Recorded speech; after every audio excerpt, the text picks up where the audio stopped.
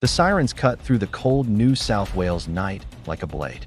Red and blue lights tore across the highway as unmarked police vehicles swarmed the prison transport convoy, forcing it to a violent halt just kilometers outside Goulburn. Gravel screamed beneath tires. Guns were raised. Orders were shouted. And inside the armored van, a man sat perfectly still, his wrists cuffed, his eyes fixed forward. His name was Daniel Mercer. And 5 minutes ago, someone had tried to kill him. The attack was precise. No wild gunfire, no panic mistakes. A single vehicle had rammed the convoy at a calculated angle, just enough to disable it without flipping it. Then came the signal jammer. Communications dropped instantly. For 38 seconds, the convoy vanished from every screen. 38 seconds inside the shadow of Australia's most dangerous prison. When the signal returned, the attackers were gone. No bodies, no shell casings, no explanation. Only one thing was clear: Mercer was the target. And whoever wanted him dead knew exactly where he was going. Goulburn Supermax, officially known as the High Risk Management Correctional Center. It sits hidden within the larger Goulburn Correctional Complex like a fortress inside a fortress. No signs, no tours, no public-facing explanations. Just layers of concrete, steel, and silence. It's where Australia sends inmates who are considered too dangerous to exist anywhere else. Terrorists, gang leaders, contract killers, and now, Daniel Mercer. Inside the control room, Superintendent Claire Donnelly watched the convoy limp through the final security gate. Her jaw tightened as the reinforced doors sealed shut behind it with a mechanical thud that echoed like a verdict. Full lockdown, she ordered. No movement, no exceptions. Donnelly had spent 17 years in corrections. She'd overseen riots, hunger strikes, and hostage situations. But she'd never seen an attempted hit this close to Supermax intake. That meant one thing: Mercer wasn't just dangerous, he was valuable. So, who is this man, and why does the entire underworld want him silenced? Daniel Mercer had once been invisible. A dock worker from Melbourne, no criminal record, no known affiliations. Married, one child, a quiet life. Until the warehouse fire. 5 men died that night, trapped behind locked exits as the building went up in flames. Investigators initially ruled it an accident. Faulty wiring. Tragic, but clean. Then the anonymous tip came in. A burner phone, a distorted voice, and a single sentence that shattered the case wide open. Check who locked the doors. Security footage resurfaced. Edited footage. Timestamps altered. And right there, caught in a reflection no one had noticed before, was Mercer, closing an emergency exit with a chain just moments before the first plumes of smoke appeared. The motive took longer to uncover. Every man who died owed money, not to Mercer, but to the people Mercer worked for. Suddenly, he wasn't invisible anymore. He was a liability. Mercer's arrest set off a quiet panic in Australia's underworld. He knew too much. Names, routes, codes, offshore accounts. He was the key that could unlock a vast criminal empire. And unlike most career criminals, Mercer wasn't loyal. He talked. Not to the police, not yet. But word on the inside was that if he ever felt cornered, he'd burn everything down with him. That was why he was being sent to Goulburn Supermax. Not to punish him, to contain him. As the transport doors opened, heavily armed officers surrounded the van. Mercer stepped out slowly, his face pale but unreadable. He didn't resist. He didn't speak. He didn't even look around. Most inmates did. They stared at the walls, the towers, the guns. Mercer didn't bother. That unsettled Donnelly more than fear ever could. He was processed in silence. Stripped, scanned, x-rayed. Every inch of his body cataloged. His clothes incinerated. His file sealed. Inside Supermax, inmates don't have cells. They have units. Concrete rooms designed to reduce stimulation to almost nothing. No shared air. No shared walls. No shared routines. Meals are passed through slots in the door. Exercise is done alone in a sterile cage. Showers are taken alone. Silence is enforced not by rules, but by architecture. The design is meant to break a person, to isolate them until the world outside fades into a distant memory. But Daniel Mercer wasn't just any person. Donnelly watched him on the monitor as he entered his unit. He surveyed the small, featureless room, the steel toilet, the concrete slab that served as a bed. He sat down, his back straight, and stared at the opposite wall. No pacing, no anxiety. He just sat, as if he was waiting. The question wasn't whether Supermax could hold him. The question was, who was he waiting for? And what would happen when they arrived? The world believes Daniel Mercer is locked away for good. But for some, his journey has just begun. He's a pawn in a much larger game. And Goulburn Supermax isn't the end of the board, it's the center of it. The attack on the convoy proved that powerful people want him gone. But it also proved something else. They failed. Now, he's inside the most secure location in the country, a place where no one can get to him. Or so they think. What if the real danger isn't trying to get in, but is already on the inside? What does Mercer truly know? And what is his plan? The answers lie buried deep within the concrete walls of Supermax, a place where secrets are currency and survival is a full-time job. Mercer might be alone, but he's far from powerless. His knowledge is a weapon, and he's just waiting for the right moment to use it. Like, subscribe, and hit that notification bell, because once these doors close behind you, there's no turning back. And trust me, you're going to want to see how this ends. In the heart of Goulburn Supermax, a place designed to make men disappear, a new prisoner named Daniel Mercer was assigned to Unit D7. As the heavy steel door slammed shut behind him, the sound was absolute, a final punctuation mark that erased the world outside. The guards expected him to break. In a place like this, isolation was a weapon. It stripped men raw, twisting their minds with hallucinations, rage, and a gnawing desperation. But Mercer was different. For the first 24 hours, he simply followed instructions. He ate his meals. He slept when the lights dimmed. He spoke only when required, his voice a flat, empty thing. The prison psychologists were baffled. Men like Mercer, those with his history, usually shattered within days. He showed no signs of it. On day 3, a guard named Tom Hargreaves noticed something odd. Whenever he opened the observation slit on the door to D7, Mercer was already standing at attention, facing him, not flinching, not reacting. It was as if he knew the exact moment the slit would open. Just a coincidence, Hargreaves muttered, logging the check, but a seed of unease was planted. 2 days later, a second anomaly appeared. Technicians found strange interference on an internal monitoring channel. It was faint, just background noise, but it was there. They reset the system, and it vanished, only to reappear 12 hours later, like a ghost in the machine. By day 7, Superintendent Donnelly, the woman who ran Goulburn with an iron fist, had read Mercer's file twice. Nothing in it explained what was happening. By day 8, she ordered enhanced monitoring on Unit D7. And on day 9, something happened that forced the entire Supermax prison into its first emergency review in over a decade. At precisely 2:17 in the morning, Mercer's heart rate spiked on the monitors. But it wasn't the spike of panic or fear. It was exertion. Guards scrambled, their eyes glued to the live feed. The camera showed Mercer standing perfectly still in the center of his cell, eyes closed, fists clenched at his sides. His breathing was controlled, measured, almost meditative. And then he smiled. At that exact moment, a low-frequency vibration rolled through Unit D7. It was almost imperceptible, but the prison's sensitive seismic sensors, designed to detect any attempt at tunneling, picked it up. The system flagged it as an anomaly and dismissed it. But Donnelly didn't. She watched the footage again and again, her unease growing into a cold dread. Mercer wasn't moving. He wasn't touching the walls. He wasn't doing anything a man locked alone in a concrete box should be able to do. Yet, something in that room, something unseen, had responded to him. Engineers were called in. They ran diagnostics across the entire wing, checking every circuit, every system. They found nothing. No breaches, no faults, no logical explanation. By morning, Donnelly was exhausted. The attempted hit on Mercer before his transfer, the electronic interference, the impossible vibration. Individually, they were just strange events. But together, they felt like the opening notes of a symphony of chaos.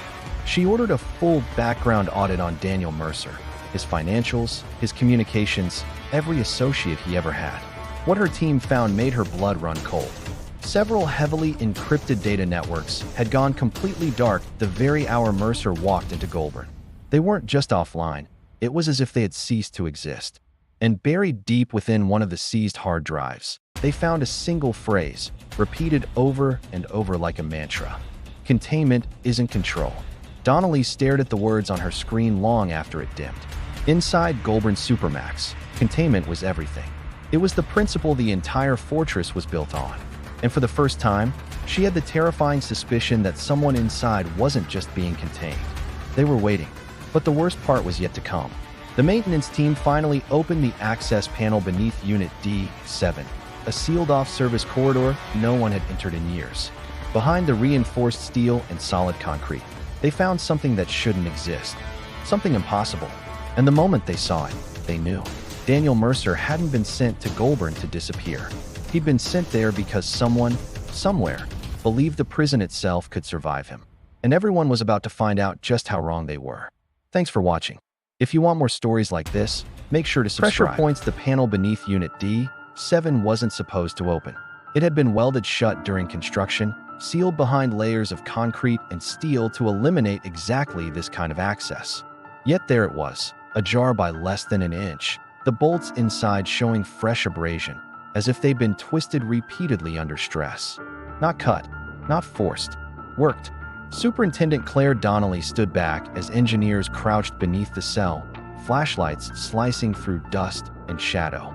The air smelled faintly metallic, like overheated machinery. One of the technicians swore under his breath. "That shouldn't move," he said. "Not without heavy equipment." "What's under it?" Donnelly asked. The technician hesitated. "Sensor conduits. Pressure regulators. Old infrastructure they never removed. Redundant systems feeding the new ones." Redundant systems. The phrase echoed in her head. Goulburn Supermax was built on redundancies. Multiple layers of control designed so no single failure could ever compromise the whole. It was the foundation of the prison's reputation. Escape-proof, foolproof, unbreakable, unless someone knew how to make those layers work against each other. They sealed the panel and logged the discovery as a structural anomaly. Officially, nothing was wrong. Unofficially, Donnelly ordered a quiet expansion of surveillance around D Block. Mercer was watched constantly now, and Mercer knew it. On the 10th day, he spoke for the first time. It was barely audible, picked up by the cell microphone during a routine check. "Too many eyes," he murmured. "Not enough listening." The guard on duty froze, unsure whether he'd actually heard anything. When he leaned closer to the slit, Mercer was already lying on his bunk, eyes closed. The audio was flagged. Psychological evaluation followed. Dr. Helen Arkwright had spent her career assessing inmates deemed irredeemable. She expected Mercer to present as manipulative, grandiose, defensive. Instead, he was calm, unsettlingly so. "You understand why you're here," she said through the reinforced glass. "Yes," Mercer replied. "Because people outside are afraid of what I know." "And are they right to be?" Mercer smiled faintly. "Fear is rarely about facts." Arkwright reviewed his responses afterward. No delusions, no mania, no visible stress response. His heart rate remained steady even during pointed questions about the convoy attack. It was as if the danger no longer applied to him. That night, another incident occurred. Cameras in D Block experienced a 2-second delay, just long enough for live feeds to desync from sensor data. Doors remained locked, alarms silent. The system corrected itself automatically. But when engineers reviewed the logs, they found something impossible. The delay had originated from inside the block, from a node that had no input access. "Someone's spoofing internal feedback loops," one engineer said. "But to do that, you'd need physical access or admin clearance." Donnelly didn't respond. She was watching Mercer's footage on repeat.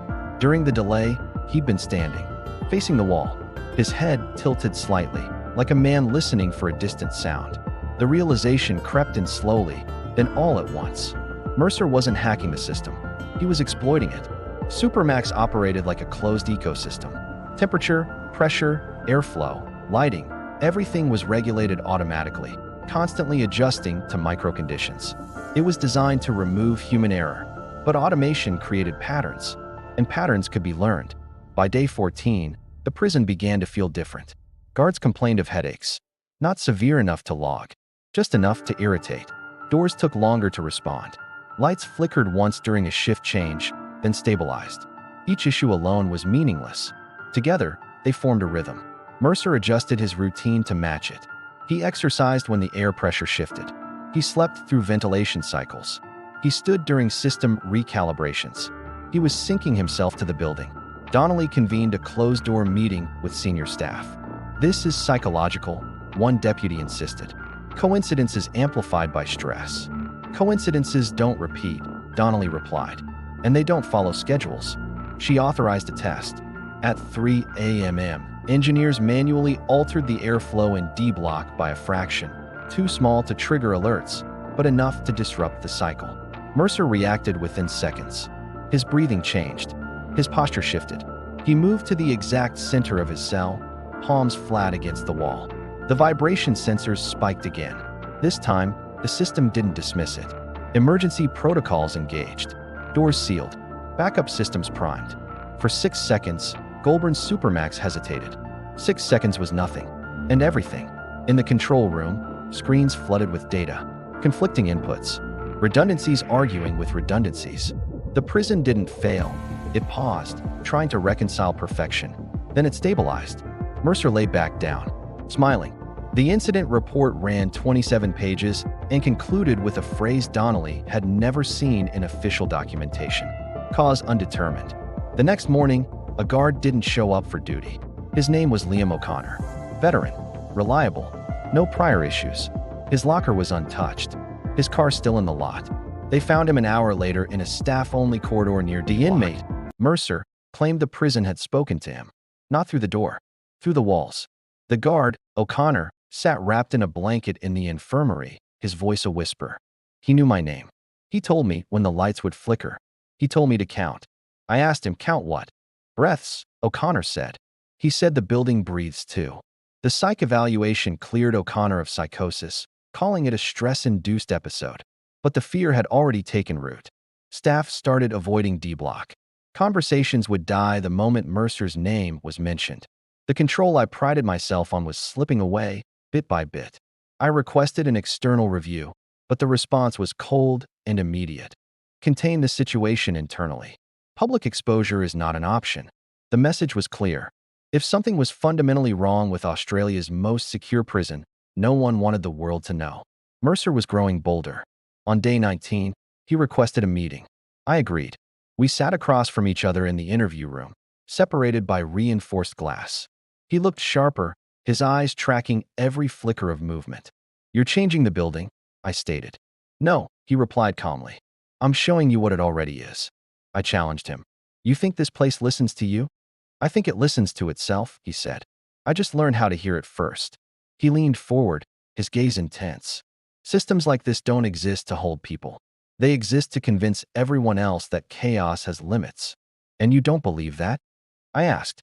I believe limits are assumptions, he said. And assumptions crack under pressure.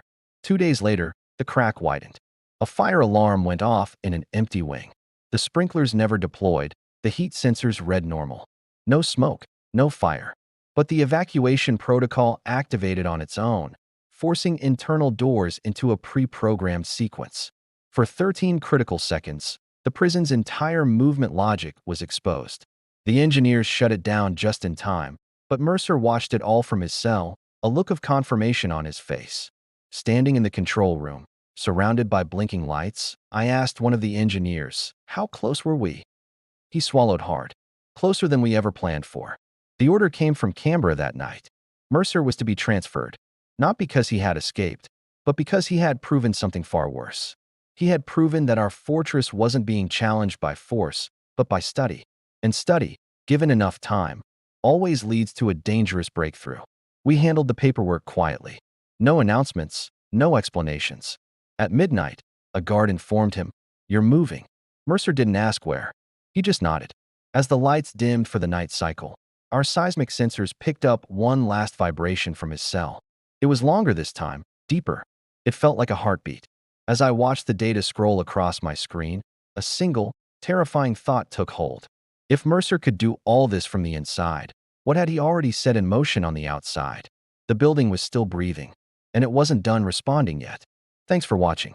Subscribe for more stories that will keep you up. The illusion of control. The transfer was scheduled for 4:30 a.m., the hour when the prison was at its quietest and the outside world felt farthest away. Goulburn Supermax thrived on routine, and the routine said that nothing unexpected happened at dawn. That morning, the routine held, which made it worse. Mercer was escorted from Unit D, 7 under full protocol, for officers, staggered spacing, biometric verification at every checkpoint. His restraints were double-checked. His hood fitted. The corridor lights glowed a sterile white, reflecting off concrete polished smooth by decades of containment. No alarms. No delays. The building behaved. In the control room, Superintendent Donnelly watched every camera feed simultaneously, her eyes flicking between screens. She'd been awake for 26 hours, fueled by coffee and the dull throb of dread. This was supposed to be the end of it. Remove the anomaly. Restore equilibrium. Convoys waited beyond the outer perimeter. Routes had been randomized. Communications encrypted and compartmentalized. Only 6 people knew the destination. Mercer walked calmly. Too calmly. As he passed the final interior gate, he turned his head slightly. Not enough for anyone to accuse him of defiance. Just enough to catch Donnelly's eye through the glass. He smiled. The outer gate opened. For the first time in weeks, Mercer left the structure he had studied so intimately. The prison exhaled. For 10 minutes, nothing happened. The convoy rolled out under a sky still dark, the horizon barely hinting at dawn. Engines hummed. Radios crackled with routine check-ins. Everything worked exactly as designed. Then the first report came in. Control, this is Unit 3. We're experiencing signal degradation. Donnelly's stomach tightened. Clarify. Intermittent loss. 2 seconds at a time. The technician beside her pulled up diagnostics. No external interference detected. Another voice cut in. Unit 1 confirming the same. Donnelly straightened. All units maintain formation. No changes. 6 seconds later, every feed went silent. Not black. Still, as if frozen. 6 seconds wasn't enough time for action. It wasn't enough time for escape. It wasn't even enough time for fear to fully register. But it was enough to send a message. The feed snapped back. The convoy was intact. Doors sealed. Mercer restrained. No deviations. Relief surged through the room. Thin, fragile. Until one of the marshals spoke. He said something. The marshal reported, his voice unsteady. Who? Donnelly asked, though she already knew. Mercer, during the blackout. What did he say? There was a pause. He said, you should have asked what happens after. The convoy completed the transfer without further incident. Mercer disappeared into another facility whose name would never appear in public records. Officially, the situation ended there. Unofficially, the prison had changed forever. Goulburn Supermax returned to normal operations within 48 hours. Maintenance logs were scrubbed. Incident reports sealed. Staff were briefed, then warned, then reassigned. O'Connor resigned quietly. Engineers rotated out. New redundancies were layered over old ones. The building was reinforced. But no one could shake the feeling that reinforcement wasn't the same as repair. Donnelly submitted her resignation 3 months later. She cited exhaustion, burnout, a desire to spend time with family. None of it was untrue. She never gave an interview, never wrote a memoir. She moved inland, took a consultancy role far from corrections. At night, she dreamed of corridors breathing. Years passed. Goulburn Supermax retained its reputation. Australia's most restrictive prison environment, a place where control was absolute and escape was impossible. Politicians cited it as proof. Architects studied it. Other nations borrowed its designs. But among those who had been there during Mercer's stay, a quiet understanding lingered. Control wasn't a switch. It was a negotiation. The next anomaly surfaced 2 years later. A junior systems engineer named Callum Reyes was auditing legacy code during a scheduled upgrade. He'd been assigned the task no one wanted, combing through outdated logic to ensure compatibility with new software. It was tedious work, buried deep in layers no one expected to matter anymore. Until he found the comment, it wasn't part of any documented update. No author tag, no timestamp, just a single line buried in the logic governing environmental response priorities. If pressure exceeds tolerance, observe before correcting. Reyes frowned. That wasn't standard. Systems corrected automatically. Observation came later. He flagged it. The response from his supervisor was immediate and vague. Leave it, the supervisor said. That code stays. Why? Reyes asked. Because it works. It wasn't an answer. Reyes dug deeper. The comment appeared nowhere else. It didn't break any rules. It didn't cause any faults. It simply existed. A reminder. He asked around quietly. No one claimed authorship. Some refused to discuss it at all. One older engineer stared at the screen for a long time before saying, "Some things aren't bugs. They're warnings." Reyes didn't poach. He closed the file.